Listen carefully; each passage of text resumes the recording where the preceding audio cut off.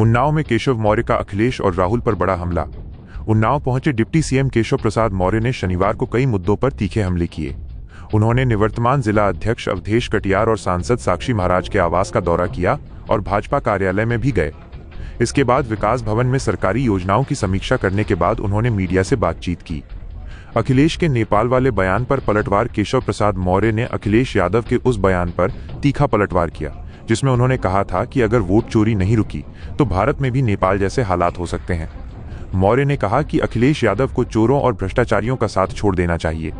उन्होंने दावा किया कि 2047 तक जनता के आशीर्वाद से देश और प्रदेश में भाजपा की ही सरकार रहेगी। भारत पाकिस्तान मैच पर स्पष्टीकरण। डिप्टी सीएम ने भारत और पाकिस्तान के बीच होने वाले मैच पर भी बड़ा बयान दिया। उन्होंने कहा कि भारत सरकार ने पहले ही फैसला कर लिया था कि वो पाकिस्तान के साथ कोई भी सीधा मैच नहीं खेलेगी। हालांकि अगर वर्ल्ड कप जैसे बड़े आयोजन होंगे तो उसमें पाकिस्तान से खेला जाएगा और भारत जीतेगा भी। मिनी पाकिस्तान और राहुल गांधी पर हमला। जगतगुरु रामभद्राचार्य के पश्चिमी यूपी को मिनी पाकिस्तान कहे जाने वाले बयान पर केशव मौर्य ने कहा कि कोई मिनी पाकिस्तान नहीं है।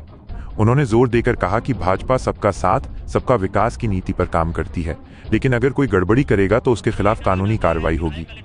वहीं राहुल गांधी के हाइड्रोजन बम और परमाणु बम वाले बयान पर केशव ने कहा कि वे हताशा का शिकार हो गए हैं। उन्होंने आरोप लगाया कि राहुल सत्ता को अपना जन्मसिद्ध अधिकार समझते हैं, लेकिन एक गरीब और पिछड़े वर्ग से आने वाले बेटे के प्रधानमंत्री बनने से कांग्रेस का हाजमा खराब हो गया है। समीक्षा की गई। समीक्षा का एक उद्देश्य होता है कि उत्तर प्रदेश के अंदर जो हमारी सरकार है, सरकार का लक्ष्य है सुशासन, सरकार का लक्ष्य है विकास, सरकार का लक्ष्य है गरीब कल्याण।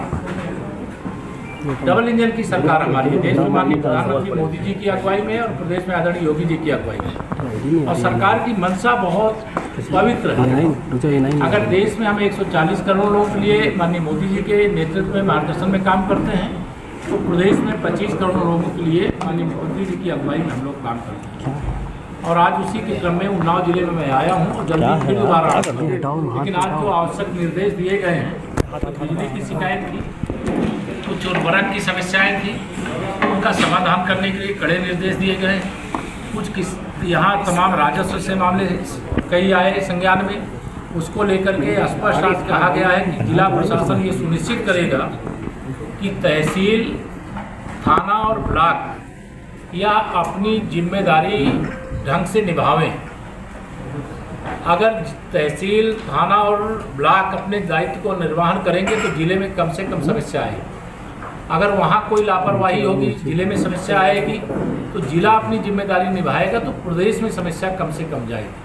और मैंने आज यही निर्देश दिया है कि सुनिश्चित करें कि नीचे की इकाई जब सक्रिय हो जाएगी तो जिले में कम समस्या आएगी, और जिले में जब समस्या आएगी तो उसका समाधान हो जाएगा, तो लखनऊ समस्या नहीं जाएगी। नेपाल अनस्टेबल हुआ है।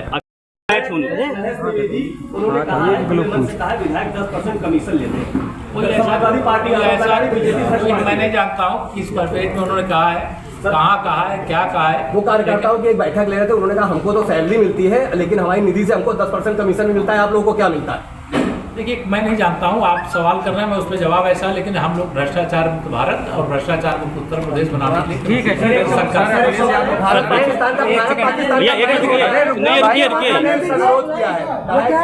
पाकिस्तान का मैच होना है।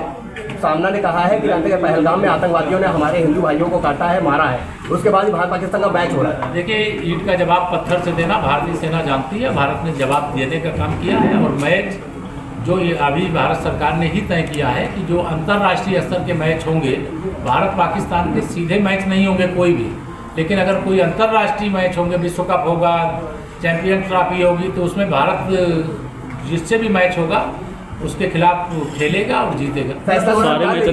चोरी का उनका मुद्दा विपक्ष चल रहा, उसको जोड़ते हुए कहा है कि अगर ऐसे ही हालात रहें तो इंडिया में भी नेपाल जैसे हालात हो सकते हैं। श्री अखिलेश यादव जी को कह देना चोरों का साथ छोड़ दें, भ्रष्टाचारियों का साथ छोड़ दें, क्योंकि देश में कांग्रेस की अगुवाई में जब सरकार थी तो श्री राजीव गांधी जी ने कहा था कि हम दिल्ली से 1 रुपया भेजते हैं तो 15 पैसा जिसके पास भेजते हैं वहाँ पहुँचता है।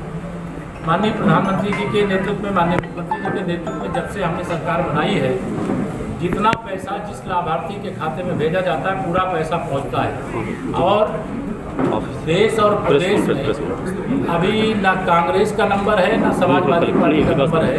श्री अखिलेश यादव जी मेरी लाल का हसीन सपना जरूर देखें, लेकिन 2047 तक अभी देश और प्रदेश में जनता के आशीर्वाद से, भाजपा के हमारे कार्यकर्ताओं के परिश्रम से हमारी सरकार है और आगे भी रहेगी। कांग्रेस नेता राहुल गांधी ने बटेगा तो सब साफ हो जाएगा, उसका क्या कहेंगे? वो आपको मालूम नहीं, उसके पहले वो परमाणु बम, फिर भूकंप और फिर हाइड्रोजन की बात कर रहे हैं, लेकिन वो फ्रस्ट्रेशन का शिकार है। वह देश की सत्ता पर अपना जन्मसिद्ध अधिकार समझते थे, लेकिन देश की जनता ने एक गरीब माँ बाप के बेटे, एक ओबीसी वर्ग से आने वाले माननीय नरेंद्र मोदी जी को तीसरी बार प्रधानमंत्री बना दिया और विकसित भारत के लक्ष्य को लेकर के देश आगे बढ़ रहा है। इससे कांग्रेस का हाजमा खराब है और श्री राहुल गांधी जी अपने संवैधानिक दायित्वों को भी पूरा नहीं करते। इसके कारण देश की जनता उनको बहुत तरीके से देख रही है और जब भी चुनाव, जहाँ भी चुनाव होंगे वहाँ उनको सबक सिखाएगी, उनको सजा देगी। राज सिंह ने मुसलमानों को नमक हराम कहा है, साथ ही साथ उन्होंने ये भी कहा कि अगर मस्जिद से अल्लाह अकबर के नारे लगेंगे या फतवा जारी होगा तो मंदिर से भी हुंकार भरी जाएगी। किस परिप्रेक्ष्य में कहा मुझे मालूम नहीं है, लेकिन हम इतना ही कह सकते हैं कि देश एकजुट है, देश एकता के पथ पर आगे बढ़ रहा है, विकास के पथ पर आगे बढ़ रहा है और देश की प्रगति, दुनिया में बहुत सारी शक्तियाँ ऐसी हैं जो देख नहीं पा रहे हैं। हम दुनिया की 11वें नंबर से 4थे नंबर की अर्थव्यवस्था बने हैं, 2047 तक विकसित भारत बनने का लक्ष्य लेकर के काम कर रहे हैं और देश की जनता हमारी पार्टी के साथ, हमारे नेतृत्व के साथ है। इसके कारण से विपक्ष बौखलाया हुआ है, लेकिन उसकी बौखलाहट का इलाज जनता कर रही है। इंडिया लखनऊ की हर बड़ी हलचल, अपराध की सच्ची खबरें, द लखनऊ टाइम्स, सबसे तेज, सबसे सही।